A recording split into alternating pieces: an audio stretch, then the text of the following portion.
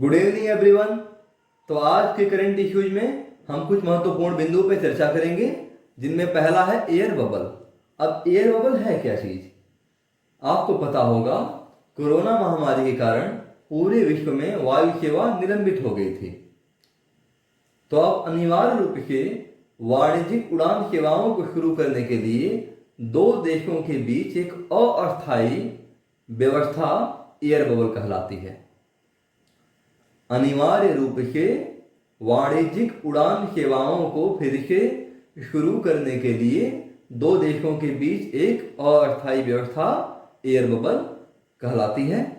और इस व्यवस्था के तहत दोनों देशों की एयरलाइनों को उड़ानें शुरू करने की अनुमति दी गई है।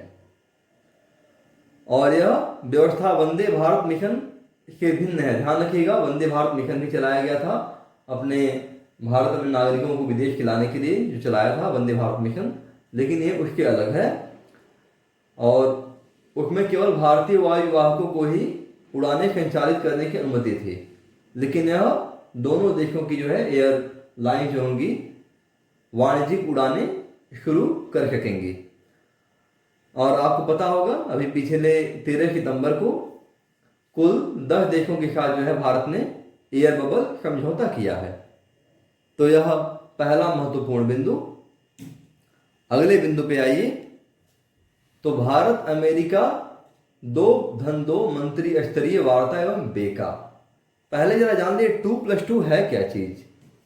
बार बार अखबारों में आ रहा है 2+2, बार बार जो है न्यूज में आ रहा है।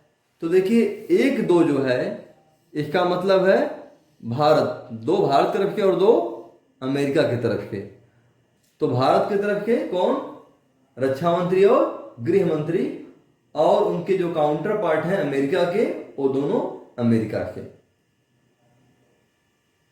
नाम से ही स्पष्ट है, यानी भारत के विदेश मंत्री अपने अमेरिकन काउंटर पार्ट से वार्ता करेंगे और भारत के रक्षा मंत्री भी अपने अमेरिकन काउंटर पार्ट से वार्ता करेंगे। तो ये बेका क्या है? Basic exchange and cooperation agreement, बुनियादी विनिमय तथा सहयोग समझौता। तो आपको ज्ञात होगा, काफी पहले ही भारत और अमेरिका के बीच में 2+2 जो वार्ता शुरू हो गई थी। और अब जो है 3 बुनियादी समझौतों पे जो है हस्ताक्षर हो चुके हैं भारत और अमेरिका के बीच, और यह बहुत बड़ी डेवलपमेंट मानी जा रही है। पहला, logistic exchange memorandum of agreement, जिसको लेमोआ समझौता कहा जा रहा है। दूसरा, संगतता और सुरक्षा समझौता, जिसको आप कॉमकासा कह रहे हैं, communication compatibility and security agreement. और तीसरा, सैन्य सूचना समझौते की सामान्य सुरक्षा, यानी general security and military information agreement, जिसको आप बोलते हैं जीएस को मिया बोलते हैं। ठीक है। और बेका क्या है? यहां पर बेका महत्वपूर्ण है। तो यह समझौता जो है भारत और अमेरिका के बीच सैन्य एवं नागरिक उपयोग दोनों के लिए भू-स्थानिक सूचना के आदान प्रदान की सुविधा प्रदान करेगा। यानी अमेरिका जो है अपना डेटा, भारत अपना डेटा आपस में शेयर करेंगे भू-स्थानिक सूचना के लिए। सैन्य भी और नागरिक दोनों प्रकार के डेटा होंगे। तो आप समझ सकते हैं कि एक तरह से हम अमेरिका के साथ रणनीतिक संधि की ओर धीरे धीरे कहीं पर आगे बढ़ रहे हैं। अब बेका से भारत को क्या फायदा होगा? तो आपको पता है कि भारत की एक तरफ चीन, एक तरफ पाकिस्तान, और बहुत सारे आंतरिक भी खतरे हैं। तो ऐसे में जो भू-स्थानिक जो खुफिया पर जो अमेरिकी जो विशेषज्ञता है, उसको उपयोग करने का पूरा अवसर भारत को मिलेगा, जिसमें स्वचालित हार्डवेयर सिस्टम और क्रूज, बैलिस्टिक मिसाइल, ड्रोन जैसे हथियारों की सैन्य परिशुद्धता में वृद्धि करने में सक्षम हो जाएगा भारत। अब 2+2 वार्ता क्या होती मैं बता चुका आपको। शुरू हुई थी कब? जून 2017 में। और इसमें कौन कौन भाग लेता है? रक्षा और विदेश मंत्री। और यह भारत अमेरिका व्यापार और वाणिज्यिक मुद्दों हेतु रणनीतिक एवं वाणिज्यिक संवाद को प्रतिस्थापित किया है। तो यहाँ पे ध्यान रखिएगा कि कौन कौन मंत्री भाग लेते हैं, पूछा जा सकता है। कब शुरू हुई? तो जून 2017 के बाद। अगले पॉइंट पे आइए, और बहुत महत्वपूर्ण point, global smart city index 2020। ये चर्चा में क्यों आई? हाल ही में आपको रैंकिंग जो मिली होगी, तो आपने पढ़ा होगा उस रैंकिंग को। भारत के जो 4 शहर हैं, नई दिल्ली, मुंबई, हैदराबाद, बेंगलुरु, इनकी रैंक में गिरावट आई है और सिंगापुर जो है टॉप पर बना हुआ है।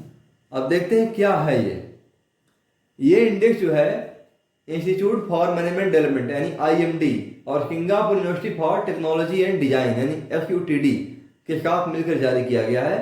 तो यह बहुत ही महत्वपूर्ण है, इसको आप हमेशा बेहतर होगा याद रखिएगा। यह और इसके अलावा यह, क्यों?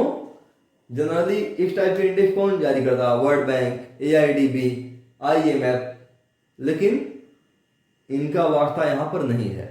इसके लिए जो है यह बहुत महत्वपूर्ण रहता है, ग्लोबल स्मार्ट सिटी इंडेक्स कौन जारी करता है। और शहरीकरण की कमियों को कम करने के लिए टेक्नोलॉजी के विकास के आधार पर रैंक दी जाती है। किसके आधार पर? टेक्नोलॉजी के विकास, यानी किस शहर में टेक्नोलॉजी कितनी डेवलप हुई, कहाँ तक पहुंची, कितने लोग तक पहुंची। और इस इंडेक्स को तैयार करते समय कोरोना काल में टेक्नोलॉजी की क्या भूमिका हो, इसको भी ध्यान में रखा गया है। तो इसमें जो है भारत में सबसे ऊपर जो रैंक है वो हैदराबाद को है, 85वां रैंक है, 85। ध्यान रखिए पिछले साल जो है यह 67वीं थी, यानी 18 स्थानों की गिरावट हुई है। और दिल्ली को 86 और पहले का था 68, इसकी भी 18 स्थानों की गिरावट हुई है। वहीं मुंबई को 93 और बेंगलुरु को 95 रैंक दी गई है, जो कि पहले 78 और 79 थी। तो इस तरह से देखिए गिरावट आई है रैंकिंग में। अगले बिंदु पे चलते हैं, और वह रैंकिंग में गिरावट का कारण क्या है। तो रिपोर्ट के अनुसार भारत के शहरों दिल्ली, मुंबई, हैदराबाद और बेंगलुरु की रैंकिंग में गिरावट का मुख्य कारण तकनीकी विकास का न होना है। यानी जो डेवलपमेंट तो हुआ, लेकिन डेवलपमेंट ऑफ टेक्नोलॉजी नहीं हुई, यानी टेक्नोलॉजी को हम अपडेट नहीं कर पाए इन शहरों में, और यह कारण रहा कि इनकी रैंकिंग में गिरावट आई। और ये भी कहा जा रहा है कि भारतीय शहर जो है कोरोना वायरस के ज़्यादा प्रभावित हुए हैं, क्योंकि वे इसके लिए तकनीकी रूप से तैयार नहीं थे। जिस प्रकार की हमें टेक्नोलॉजी की आवश्यकताएं थीं वह हम समय पर उपलब्ध नहीं करा पाए। और एक और महत्वपूर्ण कारण है, वो है वायु प्रदूषण की समस्या। दिल्ली का तो आपको पता ही है, और मुंबई का भी। दिल्ली में तो एक टाइम आया था कोरोना के पहले ही मास्क लगा के घूमना पड़ा। AQI वहाँ पे जो है काफ़ी डाउन हो गया था, 700-800 तो पहुँच गया था एयर क्वालिटी इंडेक्स एक टाइम में। तो ध्यान रखिएगा उसका। इन तीनों ही बिंदुओं पर आज हम अपनी बात को समाप्त करते हैं। तो आप सभी का बहुत